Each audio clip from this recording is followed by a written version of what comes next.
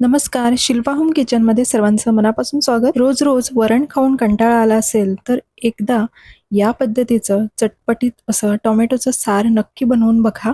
Tomato उकडून न घेता अगदी झटपट आणि साध्या सोप्या पद्धतीने हे टोमॅटोचं सार कसं बनवायचं ते मी तुमच्याबरोबर शेअर केलेलं आहे. तर त्यासाठी व्हिडिओ शेवटपर्यंत नक्की पहा. चला तर मग रेसिपीला सुरुवात करूया. इथे मी 4 मध्यम आकाराचे छान पिकलेले असे टोमॅटो घेतलेले आहेत आणि हे टोमॅटो आता स्वच्छ धुवून घ्यायचे. धुवून घेतल्यानंतर आपल्याला हे कट करून मिक्सरच्या भांड्यामध्ये काढून घ्यायचे, कारण आपण हे डायरेक्ट मिक्सरमधून नेहमी आपण वाटून घेणार आहोत. टोमॅटोचं सार बनवताना टोमॅटो शिजवून घेतो, त्यानंतर मिक्सरला बारीक वाटून घेतो. तर आज आपण डायरेक्ट हे असे टोमॅटो कट करून मिक्सरमधून बारीक वाटून घेणार आहोत आणि तरीसुद्धा एकदम दाटसर असं हे टोमॅटोचं सार आपलं तयार होणार आहे. कारण यासोबत आपण आणखी काही साहित्य वापरणार आहोत. तर सुरुवातीला मी टोमॅटो असे बारीक चिरून घेते. खूप जास्त बारीक चिरले नाहीत तरी चालेल. अगदी झटपट कमी वेळात हे सार बनून तयार होतं. तर तुम्ही सुद्धा या पद्धतीने टोमॅटोचं सार नक्की बनवून बघा.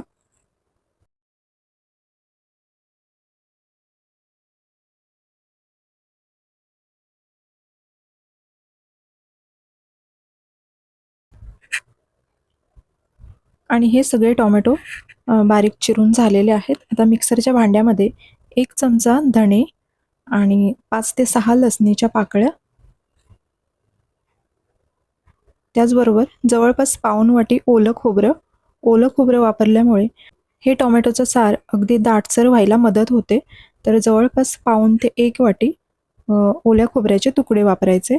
आता त्याचबरोबर जवळपास 5 ते 6 भिजवून घेतलेल्या सुक्या मिरच्या, तर यासुद्धा यामध्ये मी टाकलं आणि पाणी न टाकता हे सुरुवातीला वाटून घ्यायचं आणि आता नंतर यामध्ये आपल्याला चिरून घेतलेला टोमॅटो तो सुद्धा ॲड करायचा आहे आणि हे सुद्धा पाणी न टाकताच आपल्याला बारीक असं वाटून घ्यायचं आहे. जेवढं शक्य होईल तितकं बारीक वाटून घ्यायचं. तर बघू शकता हे झालेलं आहे बारीक वाटून आणि छान असं कलरसुद्धा खूप सुंदर आलेला आहे. आता आपण सार बनवण्यासाठी फोडणी तयार करूया. तर गॅसवरती एक जाड तळाचं भांडं घेतलंय. त्यामध्ये साधारण 4 ते 5 चमचे तेल घेतलंय. अर्धा चमचा मोहरी, अर्धा चमचा जिरं. जिरं आणि मोहरी तेलामध्ये छान तडतडली की यामध्ये कढीपत्त्याची पानं घालून घ्यायची.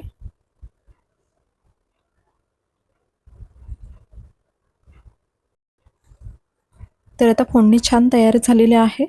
आता यामध्ये लाल मिरची पावडर घालायची गरज नाही, कारण आपण यामध्ये सुकी मिरची वापरलेली आहे, त्यामुळे तिखटपणा येणार आहे.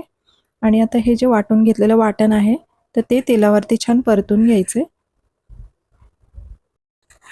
आता हे सगळं वाटण मी काढून घेते, कारण आता आपण टोमॅटो अगदी कच्चाच वापरले, त्यामुळे त्याचा कच्चेपणा घालवण्यासाठी आपल्याला साधारण 5 मिनटं हे तेलावरती छान परतून घ्यायचे.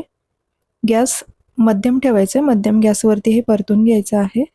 तुम्हाला जर अजून तिखटपणा वाढवायचा असेल तर थोडी मिरची पावडर वापरली तरी चालेल. मी इथे नाही वापरले.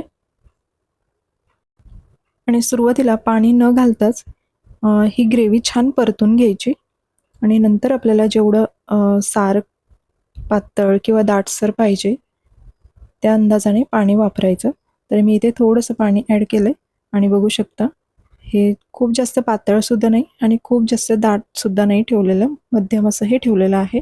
आता याला छान उकळी काढून घ्यायची. तर चवीपुरतं मीठसुद्धा टाकून घेतलेलं आहे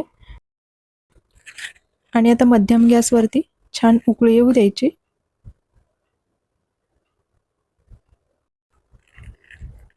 हे टोमॅटोचं सार गरम गरम भातासोबत खूपच छान लागतं.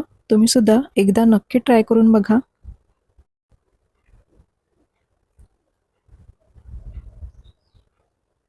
आणि आता छान उकळी आलेली आहे. आणखी थोडा वेळ आपण हे शिजवून घेऊया.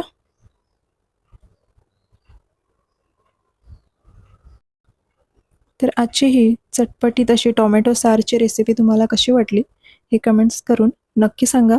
व्हिडिओ आवडली तर व्हिडिओला एक लाईक नक्की करा आणि चॅनलला अजून सबस्क्राईब केलं नसेल तर लगेचच चॅनलला सबस्क्राईब करा अशा छान छान रेसिपी पाहण्यासाठी. तर आता मस्त उकळी आलेली आहे. आता मी गॅस बंद करून घेते आणि हे सारे मी एका बाउलमध्ये काढून घेतलेलं आहे आणि बघू शकता आपलं हे तयार झालेलं आहे. तर यामध्ये तुम्हाला आवडत असेल तर अर्धा चमचा साखर घालू शकता चव बॅलन्स करण्यासाठी. नाही घातली तरी काहीच हरकत नाही, पण तुम्हाला आवडत असेल आंबट गोड चव अशी तर तुम्ही वापरू शकता. आणि मस्त गरम गरम भात आणि वरून असं टोमॅटोचं सार खूप छान लागतं. तुम्ही सुद्धा नक्की ट्राय करून बघा. पुन्हा भेटू अशाच एका नवीन रेसिपीसोबत.